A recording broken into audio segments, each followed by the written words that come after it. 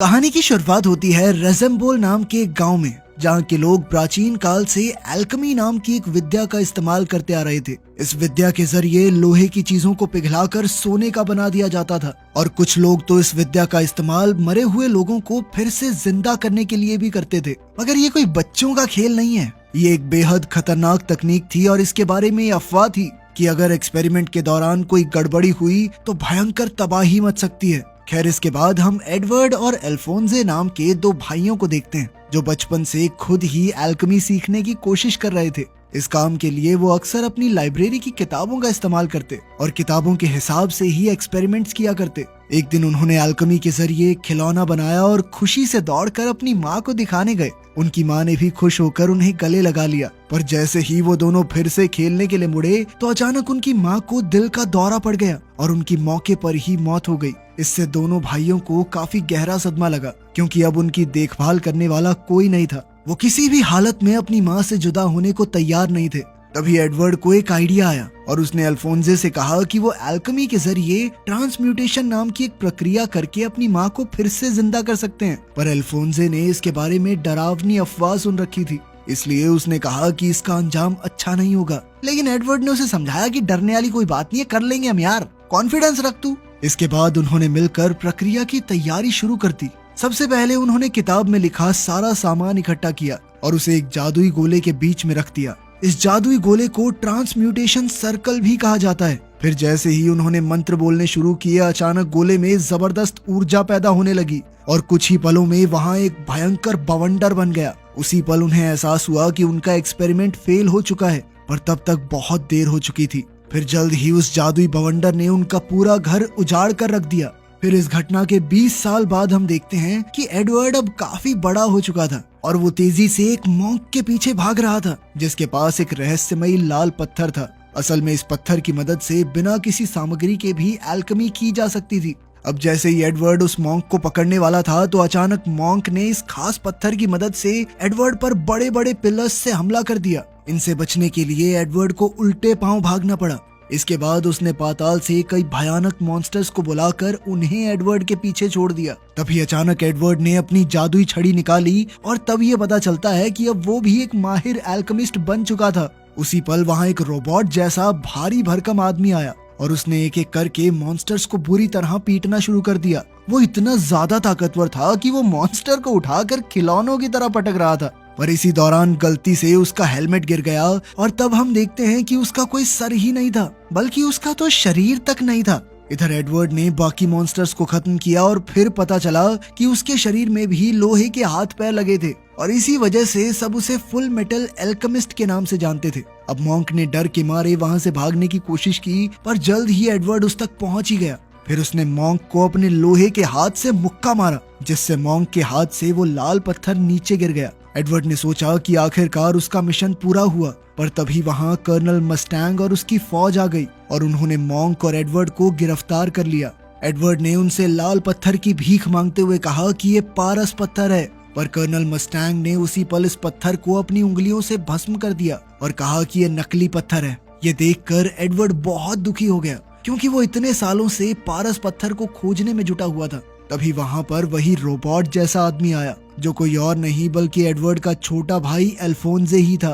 उसने एडवर्ड को हौसला देने की कोशिश की, मगर इसी मौके का फायदा उठाकर मॉन्क फौजियों के चंगुल से बचकर भाग गया। खैर, बाद में सब मिलिट्री बेस पहुंचे तो कर्नल मस्टैंग ने कहा कि पारस पत्थर जैसी कोई चीज नहीं है। असल में जो पत्थर मॉन्क के पास से मिला था वो मॉन्क की शक्तियों की वजह से ही जादू कर रहा था। मगर एडवर्ड को अब भी पूरा विश्वास था कि कहीं ना कहीं पारस पत्थर जरूर मौजूद है और अगर वो ढूंढता रहा तो वो उसे जरूर मिलेगा। असल में इस पत्थर को हासिल करने के पीछे उसका मकसद था कि वो इस पत्थर की शक्तियों की मदद से अपने खुद के हाथ पैर और अपने भाई का पूरा शरीर वापस ले आए। खैर, जब वो मिलिट्री बेस से निकलकर अपने घर की तरफ जा रहा था तो एडवर्ड को अपनी बचपन की पक्की सहेली विनरी मिल गई। दरअसल उसे एडवर्ड के मिशन के बारे में खबर मिली थी और जब उसे इसके पीछे की कहानी का पता चला तो उसने कहा कि वो भी पारस पत्थर ढूंढने में उनकी मदद करेगी। उधर मॉन्क मिलिट्री के चंगुल से बचकर एक खुफिया कमरे में पहुंचा, जहां 3 जादुई गैंगस्टर उसका इंतजार कर रहे थे। उनकी लीडर थी लस्ट। इसके अलावा ग्रुप में एनवी नाम की एक लंबी लड़की थी जो किसी का भी भेष बना सकती थी। और ग्लूटनी नाम का लड़का जो दुनिया में कुछ भी खा सकता था। असल में लस्ट ने मॉन्क को किसी काम पर भेजा था, लेकिन मॉन्क वो काम पूरा नहीं कर पाया, इसलिए लस्ट गुस्से से आग बबूला हो उठी। फिर उसने सजा देने के लिए जादू से अपने हाथ लंबे करके उसे गला घोंटकर मार डाला। उसके मरते ही ग्लूटनी तुरंत उसकी लाश को नोच नोच कर खा गया। वहीं दूसरी ओर एडवर्ड सोने की कोशिश कर रहा था, पर उसे बार बार 20 साल पुरानी घटना के दृश्य दिखाई दे रहे थे। जब उनका एक्सपेरिमेंट फेल हो गया तो एडवर्ड को सच के दरवाजे पर लाया गया, जहां इस ब्रह्मांड का सारा ज्ञान छिपा हुआ है। अचानक दरवाजा खुला और दो भयंकर हाथ उसे खींचकर अंदर ले आए।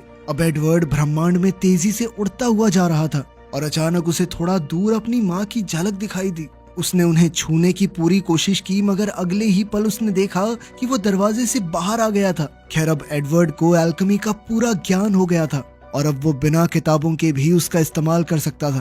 तभी वहां एक धुएं के बादल जैसी मूर्ति आई और उसने कहा कि मैं भगवान हूँ। उसने कहा कि अगर कोई एक मरे हुए इंसान को वापस जिंदा करना चाहता है तो उसे भगवान से एक डील करनी होगी। इसके मुताबिक किसी को जिंदा करने के बदले में उसे अपने शरीर के एक हिस्से की बलि देनी होगी। अब एडवर्ड कुछ भी करके अपनी माँ को जिंदा करना चाहता था, इसलिए भगवान ने बदले में उसका एक पैर ले लिया। बाद में एडवर्ड की आंख खुली तो वो अपने घर में था। घर बिल्कुल वैसा का वैसा था, पर उसका पैर कट चुका था। इसके अलावा उसका भाई अल्फोंसे भी कहीं नजर नहीं आ रहा था। तब उसे एहसास हुआ कि अल्फोंसे ने तो माँ को जिंदा करने के लिए खुद को ही कुर्बान कर दिया। इसके बाद एडवर्ड उसी जादुई गोले के पास गया जहाँ उन्होंने एक्सपेरिमेंट किया था। उसने देखा कि वहाँ एक काले रंग के धुएं वाला मॉन्स्टर था, जो उसकी माँ तो बिल्कुल नहीं थी। अब वो अपना पैर भी गवा चुका था और उसकी माँ भी जिंदा नहीं हुई थी, इसलिए वो गुस्से से तिलमिला उठा। इसी चक्कर में वो एक आर्मर सेट से टकरा गया और अपने भाई को वापस जिंदा करने के लिए उसने दोबारा जादू शुरू किया। उसका एक्सपेरिमेंट सही रहा और एक बार फिर वो सच के दरवाजे के सामने आ गया, जहां भगवान पहले से उसका इंतजार कर रहे थे। इस बार उसे अपने भाई को जिंदा करना था, तो भगवान ने उसके बदले उसका दूसरा पैर भी ले लिया। जब उसकी आंख खुली तो उसने देखा कि उसके दोनों पैर कट चुके थे। फिर उसने देखा कि अल्फोंसे जिंदा हो गया था, पर उसका शरीर नहीं था, बल्कि वो एक रोबोट के रूप में था। खैर, अब असलियत में हम देखते हैं कि कर्नल मस्टैंग दोनों भाइयों और विनरी को टक्कर नाम के एक एल्केमिस्ट के पास लेकर आया, क्योंकि उन्हें उम्मीद थी कि यहाँ से पारस पत्थर के बारे में कोई जानकारी मिल सकती है। जब वो वहाँ पहुँचे तो टक्कर ने उन्हें अपने खास आविष्कार दिखाए। असल में उसने कई जानवरों को आपस में मिलाकर नए जानवर बनाए थे। टक्कर ने उन्हें बताया कि आज से कुछ साल पहले वो सरकारी एल्केमिस्ट हुआ करता था, जो कि सरकार के लिए काम करता था, लेकिन फिर उसके सभी एक्सपेरिमेंट्स को बेकार बताकर उसे नौकरी से निकाल दिया गया। अब वो जी जान लगाकर नए आविष्कार बनाने में जुटा हुआ है, ताकि वो अपना औहदा वापस हासिल कर सके। खैर, बाद में एडवर्ड ने टक्कर को अपनी पूरी कहानी सुनाकर कहा कि वो कैसे भी करके पारस पत्थर तक पहुंचना चाहता है। टक्कर ने कहा कि वो ये तो नहीं जानता कि ये मणि कहाँ मिलेगी, पर उस तक पहुंचने में वो एडवर्ड की पूरी मदद करेगा। इसके बाद एडवर्ड और विनरी ट्रेन से दूसरे शहर के लिए निकल पड़े। असल में यहाँ वो डॉक्टर मार्को से मिलने जा रहे थे, जिसके पास शायद पारस पत्थर की जानकारी थी। मगर जैसे ही वो उसके घर पहुंचे तो मार्को को लगा कि वो बुरे लोग हैं और उसने अपना बचाव करने के लिए एडवर्ड और विनरी पर गोलियां चला दी। तब एडवर्ड ने खुद को बचाने के चक्कर में गलती से मार्को को ही बेहोश कर दिया। जब मार्को को होश आया तो उसने कहा कि वो लोग पारस पत्थर के बारे में भूल जाएं तो ही बेहतर है। तभी अचानक उसे एक नेगेटिव एनर्जी महसूस हुई और उसने तुरंत खिड़की पर गोली चला दी। तब ये खुलासा होता है कि गैंगस्टर लस्ट काफी देर से वहां छुपकर उनकी जासूसी कर रही थी। वो धीरे धीरे उन तीनों की तरफ बढ़ने लगी।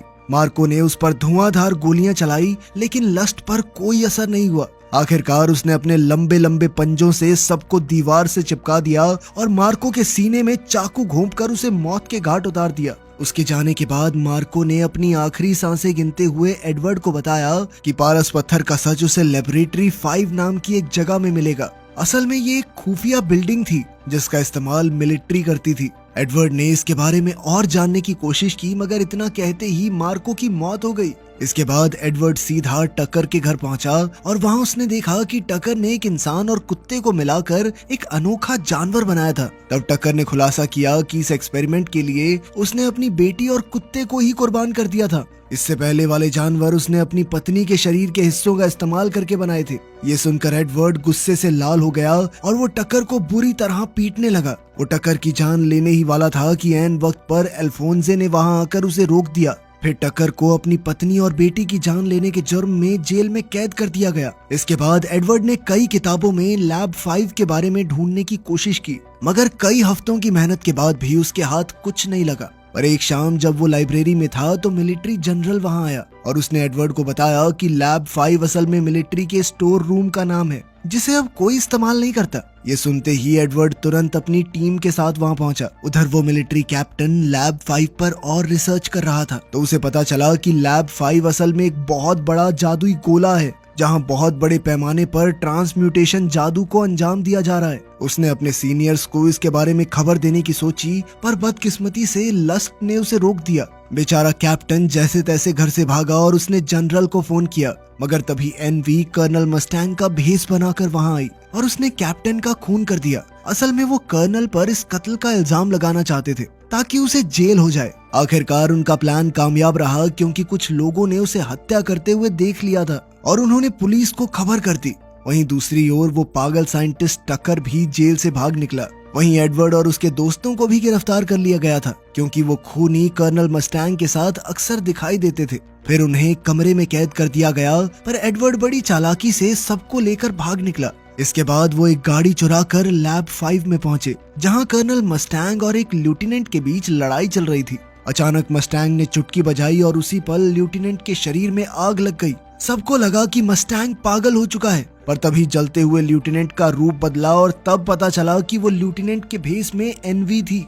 जल्द ही लस्ट और उसके गुंडे भी वहां आ पहुंचे और लस्ट ने मस्टैंग के पेट में चाकू घोंपकर उसे बुरी तरह जख्मी कर दिया।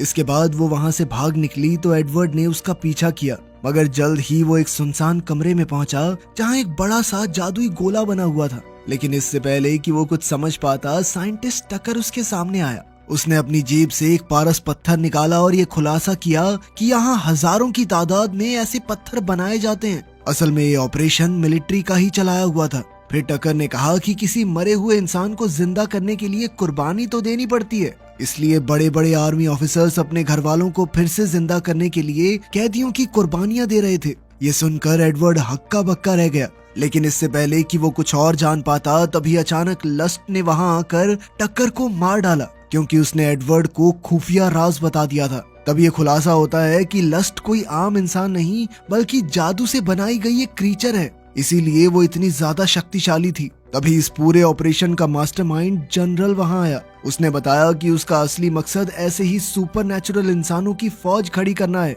और लस्ट उसके सबसे ताकतवर योद्धाओं में से एक है। इसके बाद उसने कमरे की बत्ती जलाई तो अचानक टक्कर ने देखा कि छत पर हजारों बेजान रोबोट्स लटके हुए थे। फिर जनरल ने सभी पारस पत्थर सिलेंडर्स के जरिए रोबोट्स तक पहुंचाए और जैसे ही वो पत्थर रोबोट्स की छाती में लगाए गए तो एक एक करके वो जिंदा होने लगे। अपने बनाए रोबोट्स को जिंदा होते देखकर जनरल खुशी से झूम उठा और उनसे मिलने गया, मगर जल्द ही सभी रोबोट्स ने उसे घेर लिया और उसे ही नोच नोच कर खा गए। इतनी ही देर में कर्नल अल्फोंसे और विनरी भी बाकी जनरल्स के साथ उस कमरे में आ पहुंचे और फिर वो सब एडवर्ड के साथ मिलकर रोबोट्स का सामना करने लगे। रोबोट्स की तादाद बहुत ज्यादा थी, इसलिए उन्हें लगा कि आज वो मारे जाएंगे, पर तब कर्नल मस्टैंग ने कहा कि रोबोट्स को मारने के लिए उनके सर आपस में टकराने होंगे। इसी तरीके से उन्होंने रोबोट्स को मारना शुरू कर दिया, मगर फिर भी उनकी तादाद कम होने का नाम नहीं ले रही थी, इसलिए एडवर्ड और उसके साथी चालाकी से बाहर आ गए। लेकिन वहां उनका सामना लस्ट और उसके गुंडों से हुआ। हालांकि मस्टैंग जख्मी था, मगर फिर भी उसने अपनी सारी शक्ति इकट्ठी करके जबरदस्त आग निकाली, जिसमें एनवी जलकर राख हो गई। इसके बाद कर्नल ने लस्ट पर हमला किया, पर कोई फायदा नहीं हुआ, क्योंकि वो बार बार जिंदा हो जाती थी। कर्नल और एडवर्ड ये देखकर भौचक्के रह गए और आखिरकार लस्ट ने खुलासा किया कि उसकी छाती में पारस पत्थर लगा हुआ है, जिस वजह से उसके पास अद्भुत शक्तियां हैं। मगर ये राज बताना ही उसकी सबसे बड़ी गलती थी, क्योंकि उसी पल एडवर्ड, अल्फोंसे और कर्नल ने मिलकर उस पर एक साथ हमला कर दिया। तभी कर्नल ने अपनी जान जोखिम में डालकर उसकी छाती से पारस पत्थर निकाल लिया, जिससे लस्ट की तुरंत ही मौत हो गई। इधर ग्लूटनी ने ये सब देखा तो वो खुद ही दुम दबाकर भाग निकला। आखिरकार अपनी जीत के बाद कर्नल मस्टैंग ने एडवर्ड को वो पारस पत्थर दिया ताकि वो अपने भाई का शरीर वापस ला सके। एडवर्ड ने अल्केमी शुरू की और अब वो फिर से सच के दरवाजे पर पहुंच गया। वहां अल्फोंसे अपने शारीरिक रूप में खड़ा था और अब एडवर्ड को सिर्फ ये पत्थर भगवान को देना था, जिसके बदले में उसका भाई अपने शरीर के साथ जिंदा हो जाएगा। मगर ऐन वक्त पर वो पीछे हट गया। अब एडवर्ड अपने फायदे के लिए पत्थर का इस्तेमाल नहीं करना चाहता था, क्योंकि वो जानता था इससे कितनी जिंदगियां बर्बाद हो चुकी हैं। आखिरकार वो असलियत में वापस लौट आया और अपने भाई से माफी मांगी, क्योंकि वो उसका शरीर वापस नहीं ला पाया। तब अल्फोंसे ने भी उसे माफ करके कहा कि वो भी अब इस जादू का इस्तेमाल नहीं करना चाहता। उसने कहा कि एल्केमी की वजह से ही उनकी जिंदगी में इतने हादसे हुए हैं और अब इस विद्या से दूर रहना ही बेहतर है। आखिरकार एडवर्ड और उसके साथियों ने एक नए सूरज को उगते हुए देखा और वो खुश थे कि उन्होंने धरती को तबाही से बचा लिया था।